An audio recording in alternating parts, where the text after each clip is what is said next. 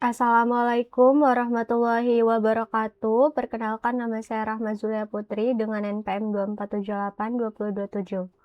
Jadi pada video kali ini saya akan mencoba untuk membuat hands-on dari mata kuliah kecerdasan buatan pada IT untuk lab session 5, yaitu Data and Feature Thinking dengan topik Data Understanding and Feature Exploration.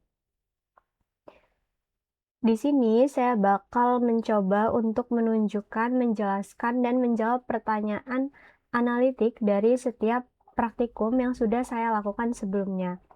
Sebelum kita menjelaskan langkah-langkah praktikum, di sini saya bakal coba baca dulu deskripsi praktikumnya. Jadi pada pertemuan sebelumnya, mahasiswa itu telah mempelajari berbagai teknik pencarian untuk menemukan solusi dalam suatu permasalahan dengan asumsi bahwa aturan dan struktur masalah itu telah diketahui. Namun, pada kasus nyata, hubungan antara variabel tidak diketahui secara eksplisit dan tidak dapat direpresentasikan dalam bentuk aturan sederhana. Lalu, pada praktikum kali ini, kita bakal menganalisis dataset transaksi untuk memahami pola perilaku pelanggan dan mengidentifikasi faktor-faktor yang berkaitan dengan pembatalan pesanan. Untuk fokus utama dari praktikum kali ini itu adalah pada pemahaman data dan eksplorasi fitur, bukan pada pembangunan model. Lalu pada lab 5 kali ini kita bakal menggunakan Google Colab. Terus library-nya Pandas sama Nampi, datasetnya di sini udah disediakan. Di sini saya juga udah ngerjain ya semua langkah-langkah. Nah, ini datasetnya nanti di-download dari sini, dari Kaggle. Lalu untuk ketentuan praktikum, jadi di praktikum ini kita itu dilarang menggunakan algoritma machine learning, terus dilarang juga menggunakan library seperti sklearn kayak gini. Terus analisisnya harus berbasis data dan setiap kesimpulan harus didukung oleh hasil analisis. Mungkin sekarang kita bakal masuk ya ke langkah-langkah praktikum yang bakal saya jelaskan. Di sini saya sudah mengerjakan semuanya dari langkah 1 sampai terakhir. Jadi kita bahas dulu langkah yang pertama, yaitu data understanding. Di sini kita diperintahkan untuk load dataset menggunakan library Pandas. Terus tampilkan dan screenshot 5 baris pertama, jumlah baris dan kolom, nama kolom. Terus identifikasi mana yang merupakan variabel target, fitur numerik, dan juga kategorikal. Jadi seperti ini kurang lebih kodenya. Kita load dulu dataset kita, terus kita coba untuk tampilkan 5 baris pertama menggunakan kode yang ini. Terus kita tampilkan juga baris dan kolom menggunakan perintah ini, print jumlah baris df.shape. Terus tampilkan nama kolom, kita bakal coba lihat ya ada kolom apa aja di dalam dataset ini. Terus identifikasi mana variabel target. Kita lihat aja ya langsung hasil dari outputnya. Jadi untuk outputnya itu dia seperti ini. Ada 5 baris pertama sesuai perintah. Untuk 5 baris pertamanya itu bentuknya seperti ini. Ada 1, 2, 3, 4, dan 5. Jadi isinya seperti ini ya, kurang lebih kayak ada produk kategorinya, terus status pesanan, alasan pembatalan, terus opsi pengiriman. Seperti ini untuk 5 baris pertama. Di sini kita bisa lihat ya, ternyata bentukan dari dataset yang mau kita analisis itu seperti ini. Terus jumlah baris dan kolom. Barisnya di dataset ini ada 20.848 dengan kolom 19. Terus di sini saya munculkan nama kolomnya supaya kita tahu data yang mau kita analisis tuh ada kolom apa aja seperti itu. Di sini ada order underscore ID, total key TY, total WGR, total return, total diskon, produk kategori, 6 produk kategoris, status pesanan, alasan pembatalan, opsi pengiriman, metode pembayaran, terus kota kabupatennya, provinsi, ongkos kirim yang dibayar oleh pembeli, terus estimasi potongan biaya pengiriman, total pembayaran, perkiraan ongkos kirim, waktu pesanan dibuat, dan juga source file. Untuk variabel targetnya itu adalah status pesanan, seperti itu. Karena kan di praktikum ini itu fokusnya kan menganalisis pembatalan pesanan. Berarti kolom ini bakal menunjukkan apakah suatu pesanan itu berstatus selesai atau dibatalkan. Jadi untuk variabel targetnya seperti ini. Lalu untuk fitur numeriknya di sini ada ini total TTG, terus total weight GR gram, total return QTY, terus total diskon 6 produk kategoris, ongkos kirim dibayar oleh pembeli, estimasi potongan biaya pengiriman, total pembayaran sama perkiraan ongkos kirim. Terus ada fitur categorical. Jadi fitur-fitur ini dia berisi label atau kategori. Kalau yang ini tuh isinya angka seperti itu. Jadi ini untuk yang bagian pertama yaitu data understanding. Seperti ini untuk kode dan juga outputnya. Kita lanjut ke data pre-processing. Jadi pada langkah kedua di sini saya melakukan data processing sesuai soal ya. Pada tahap ini kita diminta untuk membuat fitur is cancel dari status pesanan, terus ada fitur is COD dari metode pembayaran, terus kita bakal coba untuk mengambil jam dari waktu pesanan, terus di sini diperintahkan juga untuk membuat minimal satu fitur tambahan, terus kita bakal simpan dataset kita setelah memodifikasi tadi. Kita lihat seperti ini kodenya. Di sini saya mulai dengan membuat kembali dataset ini all known clean.csv menggunakan pandas. Kita nggak boleh menggunakan library selain pandas dan numpy. Lalu di sini saya bakal coba untuk buat fiturnya yang is cancel sama is COD. Seperti ini kodenya.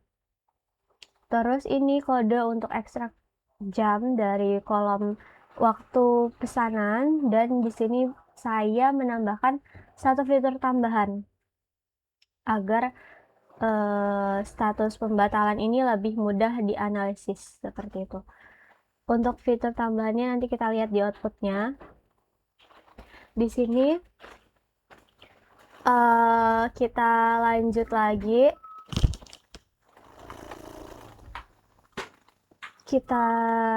Setelah saya pre-processing, di sini saya simpan dataset ya dengan nama yang udah ditentukan, yaitu data processed npm.csv seperti itu. Nah, di sini outputnya, di sini saya coba tampilkan lagi ya, 5 baris pertama setelah saya pre-processing seperti itu. Jadi setelah di pre-processing itu dia bentuknya seperti ini, datasetnya bertambah jadi 23 kolom. Kenapa? Karena di sini kan kita buat kolom baru yaitu is COD, terus is cancel sama order time segment seperti itu. Di sini saya tambahkan. Jadi untuk kolomnya bertambah jadi 23. Terus pada output kedua terlihat ada kolom baru ya yang berhasil saya buat tadi. Seperti ini untuk status pesanannya. Terus jamnya.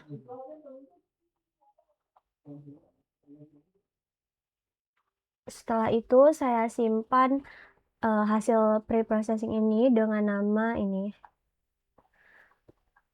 Kita lanjut ke bagian yang ketiga, yaitu fitur exploration. Jadi pada langkah ketiga di sini saya melakukan fitur exploration sesuai dengan soal ya di sini. Pada bagian ini, saya diminta untuk memilih minimal 3 fitur yang diduga berhubungan dengan pembatalan pesanan. Lalu, menjelaskan hubungan logis antara fitur dan target, terus alasan memilih fitur, dan menampilkan bukti berupa tabel atau angka. Seperti ini. Jadi untuk kodenya seperti ini. Di sini saya menggunakan dataset hasil preprocessing tadi, yaitu ini, dataset yang ini. Kemudian di sini saya memilih 3 fitur, yaitu ICOD, terus ini, hour, dan 6 produk kategoris. Nah, ketiga fitur ini bakal dianalisis dengan cara mengelompokkan data berdasarkan masing-masing fitur, lalu menghitung rata-rata is cancel. Setelah itu, karena is cancel bernilai 0 dan 1, maka rata-ratanya menunjukkan persentase dari pembatalan, seperti itu. Kita bahas dulu outputnya sebentar. Untuk kodenya seperti ini ya, untuk fitur ICOD, fitur hour, dan juga fitur 6 produk kategoris. Kita lihat outputnya sekarang. Di sini yang pertama, analisis fitur ICOD. Hubungan logis antara fitur dan target adalah metode pembayaran itu kan bisa berhubungan dengan keputusan pelanggan ya untuk melanjutkan atau membatalkan pesanan. Jadi secara logis transaksi COD itu dia bisa lebih mudah dibatalkan. Kenapa? Karena pelanggan kan belum bayar ya di awal, bayarnya di akhir saat si barang itu tiba. Jadi ada kemungkinan pesanan itu bakal dibatalkan. Terus alasan memilih fitur ini karena COD dan non-COD itu merupakan dua jenis pembayaran yang berbeda. Jadi sehingga layak untuk kita bandingkan terhadap pembatalan. Dari output ini dilihat presentasi pembatalan pada non-COD itu adalah 13,81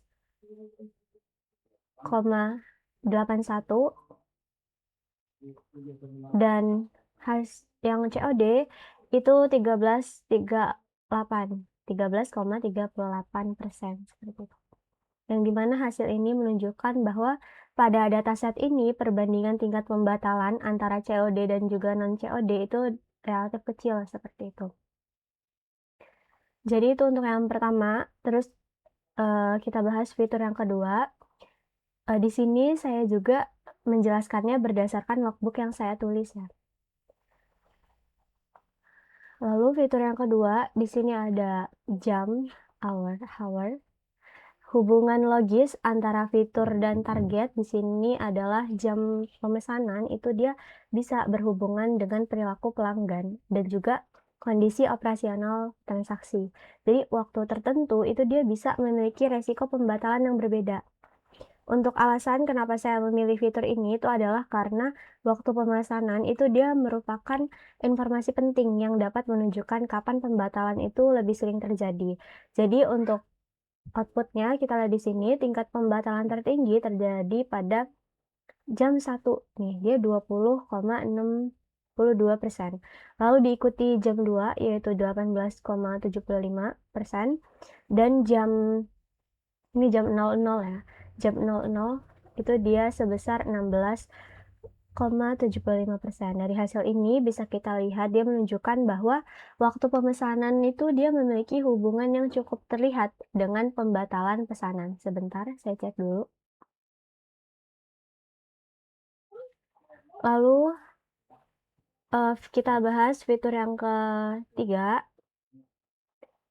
Fitur yang ketiga itu saya pilih 6 produk kategoris. Jadi hubungan logisnya antara fitur dan juga target itu adalah semakin banyak kategori produk dalam satu pesanan, maka transaksi itu dia bisa menjadi lebih kompleks dan kemungkinan pembatalannya itu sering terjadi seperti itu. Alasan saya memilih itu karena jumlah kategori produk dapat menggambarkan tingkat keragaman dari isi pesanan. Dari output, untuk 1-4 kategori produk, itu presentasi pembatalan berada pada kisaran 12,89 dan sampai 14,71 ya. Kita lihat yang dari 4 ini. 0, 1, 2, 3.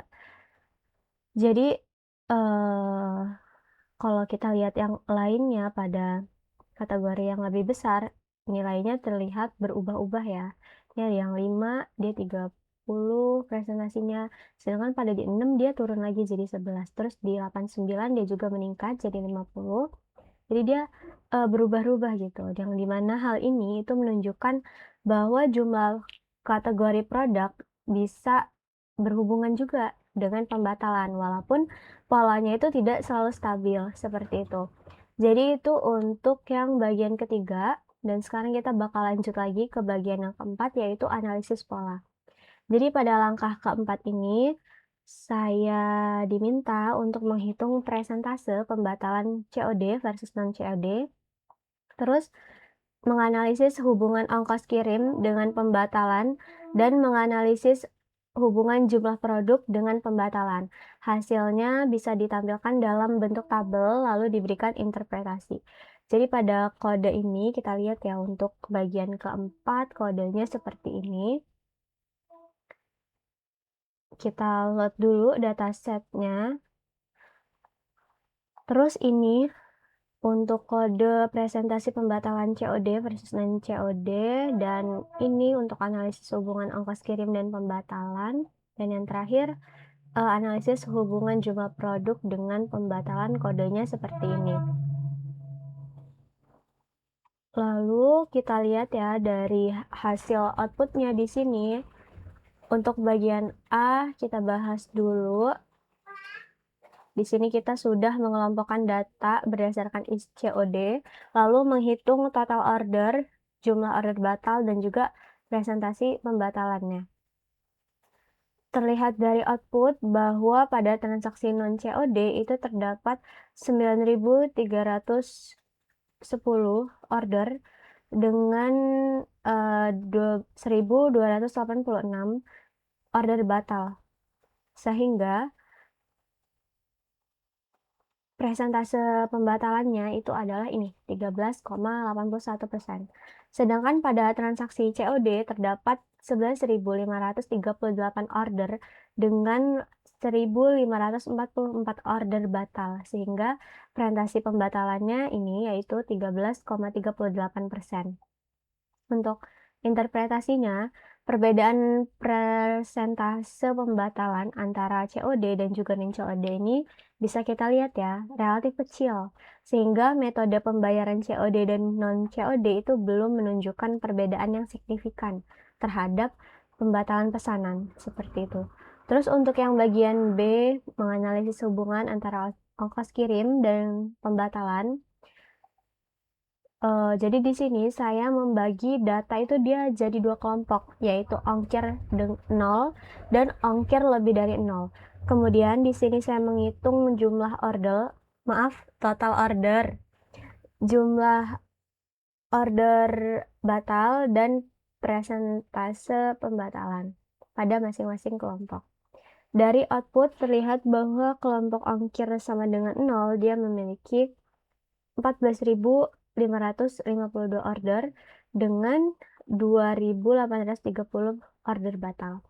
Untuk persentasenya adalah 19,45%, seperti itu.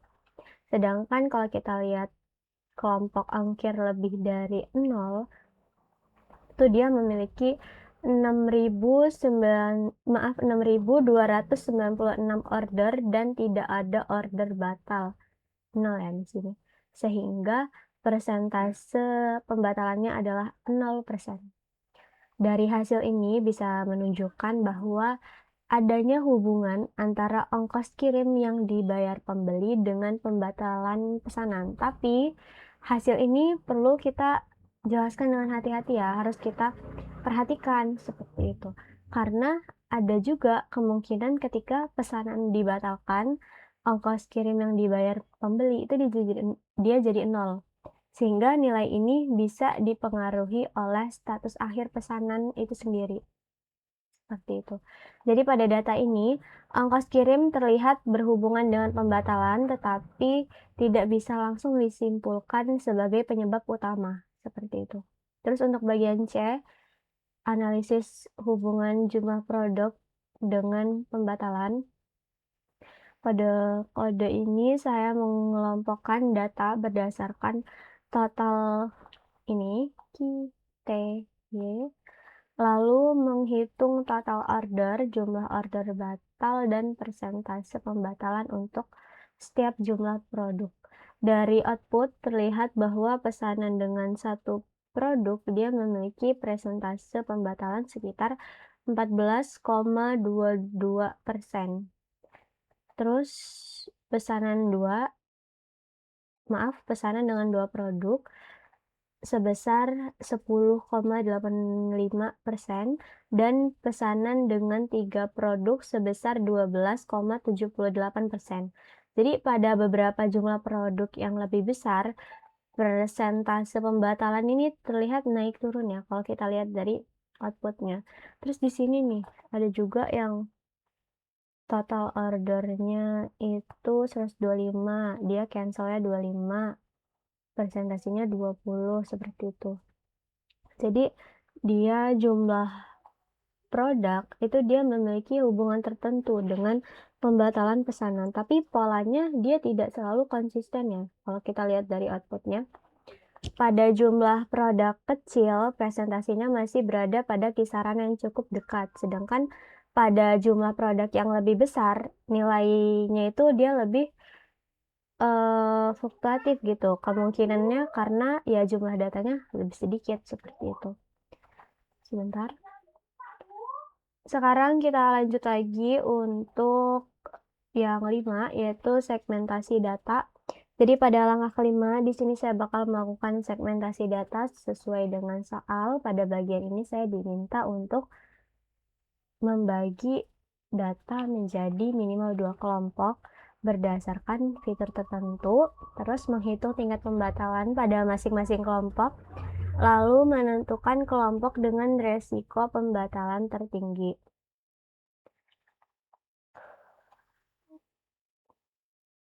Kita lihat di sini ada kodenya, seperti ini kodenya, kurang lebih. Lalu di sini saya juga di langkah 5 datasetnya pakai yang hasil pre-processing.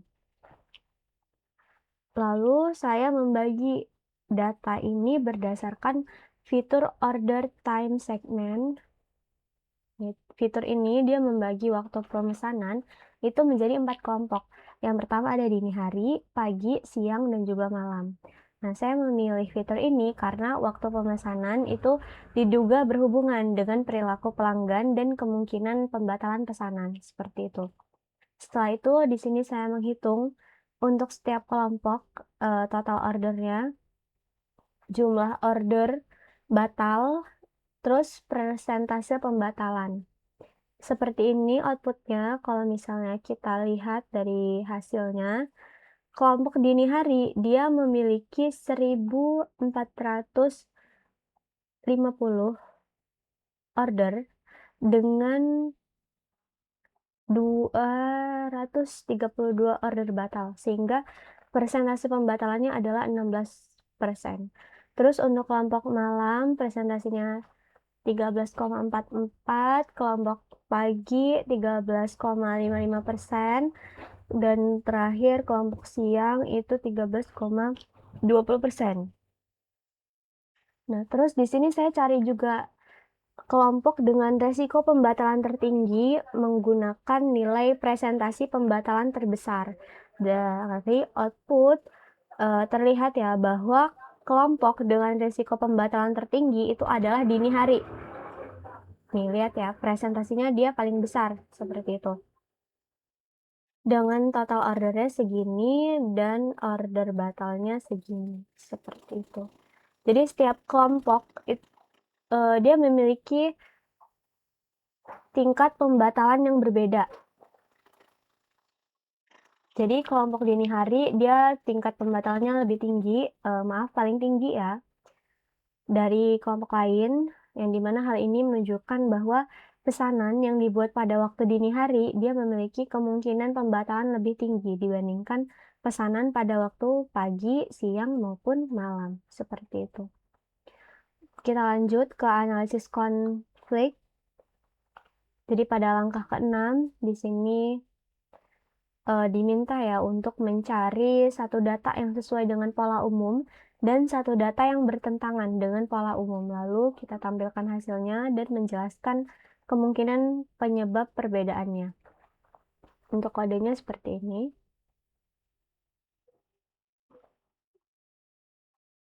Untuk pola umum yang saya gunakan itu dia berasal dari hasil segmentasi sebelumnya, yaitu bahwa pesanan pada kelompok dini hari yang tadi ya, yang di nomor 5, dia memiliki tingkat pembatalan tertinggi dibandingkan kelompok pada waktu lainnya. Berdasarkan pola ini, saya mencari satu data pada kelompok dini hari yang dibatalkan dan satu data lagi pada kelompok dini hari ini yang tidak dibatalkan. Terus pada kode ini saya memfilter data pertama dengan kondisi order time segment dini hari dan is cancel-nya itu 1. Untuk hasilnya adalah data dengan order ID 00000055 dengan status dia batal, jam transaksinya 00, dia berada pada kelompok dini hari dan menggunakan metode pembayaran COD atau bayar di tempat. Terus dia memiliki satu produk. Sebentar.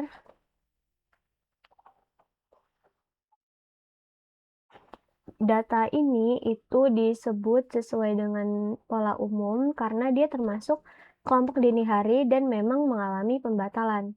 Seperti itu. Terus di sini saya filter lagi data kedua dengan kondisi order time segmentnya itu dini hari dengan is cancel-nya itu dia sebentar.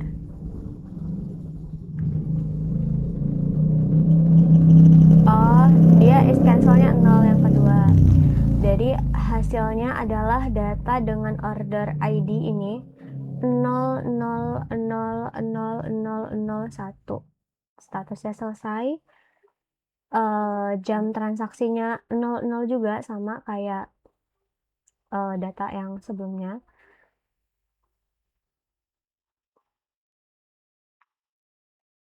Berada pada kelompok dini hari, terus dia menggunakan metode pembayarannya saldo ShopeePay dengan memiliki 2 produk ya. Nah, ini totalnya 2 produk. Data ini bertentangan dengan pola umum karena walaupun dia termasuk dini hari, tapi pesanannya tidak batal seperti itu. Sedangkan pola umum kita kan dini hari dan dibatalkan. Tapi di sini dia ada selesai statusnya seperti itu. Jadi untuk interpretasinya, pola umum dalam data itu dia tidak selalu berlaku untuk setiap transaksi. Meskipun kelompok dini hari dia memiliki resiko pembatalan paling tinggi, tapi tetap ada transaksi pada kelompok tersebut yang selesai dan tidak dibatalkan seperti itu. Jadi untuk kemungkinan penyebab perbedaan ini adalah adanya faktor lain juga yang mempengaruhi hasil akhir transaksi, misalnya kayak metode pembayarannya, terus jumlah produknya kan beda nih. Terus pada data yang sesuai pola metode pembayarannya COD dengan satu produk. Terus pada data yang bertentangan, dia menggunakan saldo ShopeePay dengan 2 produk, yang dimana hal ini menunjukkan bahwa pembatalan pesanan tidak hanya dipengaruhi oleh waktu pemesanan, tapi juga bisa dipengaruhi oleh faktor lain dalam transaksi, seperti itu. Terus, jadi ini ya, untuk instruksi labnya, kalau yang di instruksi ke-7 dan 8 ini saya hanya menjawab di logbook, tidak ada kodenya. Jadi untuk kode itu saya berbatasnya sampai di analisis konflik aja. Sekarang kita bakal coba jawab pertanyaan refleksi dulu. Jadi, apakah pola dalam data dapat dijelaskan dengan aturan sederhana?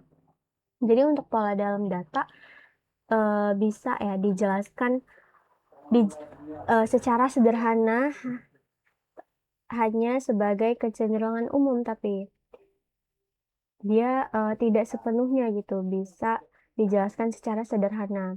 Contohnya, pesanan pada kelompok dini hari, dia kan memiliki tingkat pembatalan tertinggi, tapi ternyata tidak semua pesanan pada kelompok tersebut dibatalkan, yang dimana hal ini menunjukkan bahwa pola dalam data itu dia tidak bisa dijelaskan dengan satu aturan sederhana yang berlaku untuk seluruh data, seperti itu. Terus yang B, pada kondisi apa aturan tersebut gagal? Aturan tersebut bisa gagal ketika ada data yang tidak mengikuti pola umum itu sendiri. Contohnya, kita pakai contoh yang dini hari tadi ya. Meskipun kelompok dini hari memiliki tingkat pembatalan yang tinggi, tapi ternyata tidak semua pesanan pada kelompok itu dibatalkan. Ada juga pesanan dini hari yang statusnya selesai, seperti itu. Jadi, aturan sederhana ini dia bisa gagal ketika digunakan pada transaksi yang memiliki karakteristik yang sama dengan pola yang umum, tapi hasil akhirnya itu beda, seperti itu. Terus, apa kesulitan? Ini yang C. Apa kesulitan dalam membuat sistem otomatis berbasis aturan dari data ini? Untuk kesulitannya, karena pembatalan pesanan itu dia tidak ditentukan oleh satu faktor saja. Jadi pada dataset ini ada beberapa pola yang terlihat, tapi polanya itu dia tidak selalu konsisten untuk semua transaksi, seperti itu. Contohnya yang tadi ya, lagi-lagi di sini saya menggunakan contoh pesanan dini hari, dia kan memiliki tingkat pembatalan yang lebih tinggi ya dari waktu-waktu lain, tapi ternyata tidak semua pesanan pada waktu tersebut dibatalkan. Selain itu, ada juga faktor lain seperti metode pembayaran, terus jumlah produk, dan kondisi transaksi yang juga bisa mempengaruhi hasil akhir, seperti itu. Karena itu, jika sistem otomatis hanya memakai aturan sederhana, sistem bisa menghasilkan keputusan yang kurang akurat menurut saya, seperti itu. Kita ke bagian yang ke-8, yaitu eksplorasi lanjutan. Jika variabel target dihilangkan, bagaimana Anda akan mengelompokkan data tersebut? Jadi kalau misalnya si variabel target dihilangkan, maka data itu bisa kita kelompokkan berdasarkan kemiripan karakteristik transaksi yang masih tersedia, seperti itu. Untuk pengelompokan itu bisa dilakukan menggunakan fitur seperti waktu pemesanan, terus metode pembayaran, jumlah produk, terus lagi ya, jumlah kategori produk, dan juga opsi pengiriman, seperti itu. Misalnya nih, data bisa dibagi menjadi kelompok dini hari, pagi, siang, dan juga malam berdasarkan waktu pemesanannya gitu. Atau dikelompokkan transaksinya, kayak transaksi COD dan non-COD berdasarkan metode pembayaran, seperti itu. Dengan cara tersebut, meskipun tanpa variabel target, data itu bisa dapat dibagi ke dalam beberapa kelompok yang memiliki karakteristik serupa, seperti itu. Di sini saya sudah menjawab ya seluruh langkah-langkah praktikum, udah saya kerjain juga ini, sudah ada hasilnya. Mungkin itu saja ya untuk kesimpulannya dari analisis dataset.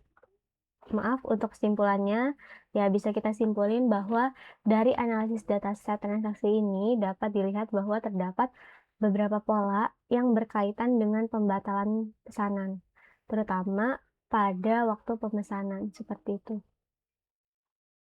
Kalau dari hasil pekerjaan saya, kelompok dini hari dia memiliki tingkat pembatalan itu yang paling tinggi dibandingkan kelompok pada waktu lainnya. Namun, pola dalam data lagi-lagi tidak selalu berlaku untuk semua transaksi, sehingga pembatalan pesanan itu tidak bisa dijelaskan dengan hanya satu aturan sederhana. Mungkin itu saja ya yang bisa saya sampaikan dan juga jelaskan pada video kali ini. Saya mohon maaf apabila ada salah kata. Saya akhiri. Wassalamualaikum warahmatullahi wabarakatuh.